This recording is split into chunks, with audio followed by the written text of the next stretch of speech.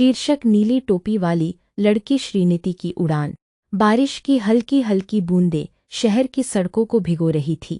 ऊंची ऊंची इमारतों के बीच एक विशाल कला प्रदर्शनी लगी थी। प्रदर्शनी के एक कोने में एक चित्र सबसे अलग दिखाई दे रहा था। नीले रंग की चौड़ी टोपी पहने एक युवती का चित्र। उसकी पीठ दर्शकों की ओर थी, चेहरा आधा छिपा हुआ था और लाल होठों पर एक रहस्यमयी मुस्कान थी। चित्र के नीचे केवल एक नाम लिखा था, श्रीनिति। लोग उस चित्र को देखते, कुछ पल ठहरते और फिर आगे बढ़ जाते। किसी को पता नहीं था कि वह केवल एक चित्र नहीं, बल्कि एक अधूरी कहानी थी।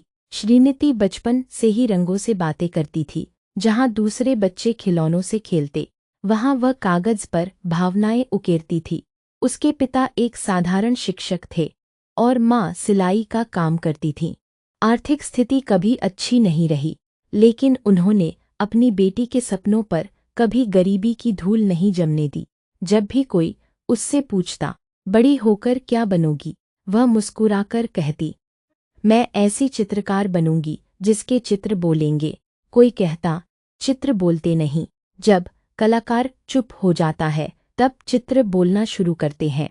श्रीनिति ने कला महाविद्यालय में प्रवेश लिया। वहाँ उसने सीखा कि केवल रंग भरना कला नहीं, बल्कि किसी की आत्मा को कैनवास पर उतार देना ही सच्ची चित्रकला है। लेकिन सफलता का रास्ता आसान नहीं था। उसकी बनाई हुई पेंटिंग्स कई बार प्रदर्शनी से लौटा दी गईं। किसी ने कहा, यह बहुत साधारण है। किसी ने कहा, इसमें बाजार जैसा आकर्षण नहीं।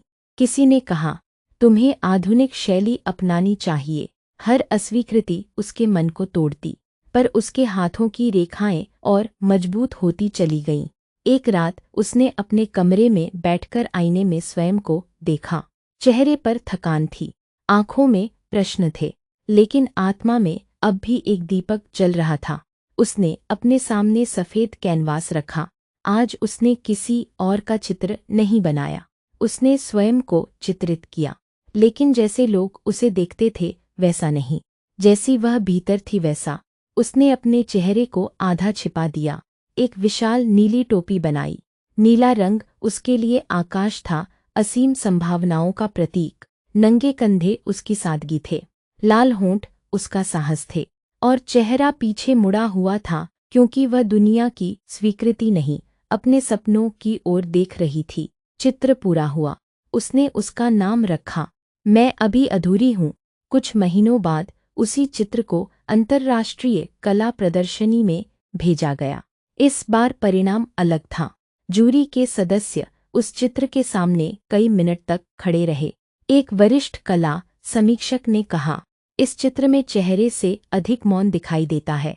दूसरे ने कहा, यह केवल स्त्री का चित्र नहीं, आत्मविश्वास का चित्र है।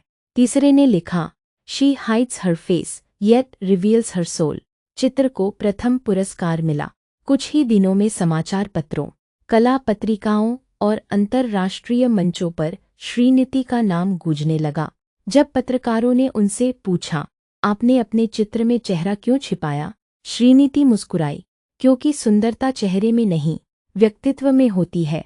मैं चाहती थी कि लोग मेरी आंखों का रंग नहीं, मेरे विचारों का रंग देखें। उनका उत्तर लाखों लोगों के हृदय को छू गया।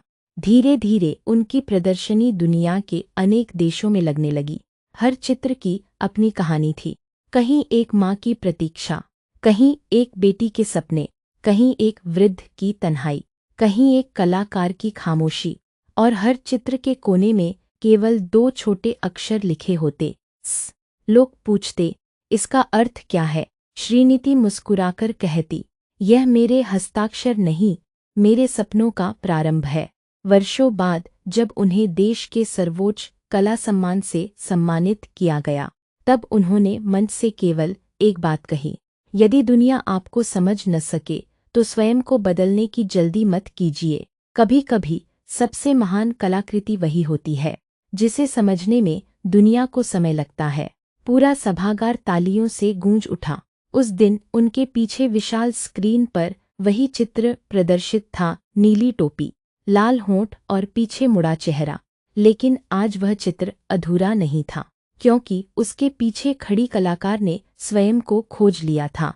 उस दिन से श्रीनिति केवल एक चित्रकार नहीं रहीं, वे उन सभी लोगों की प्रेरणा बन गईं जो अपने सपनों को दुनिया की राय से बड़ा मानते हैं।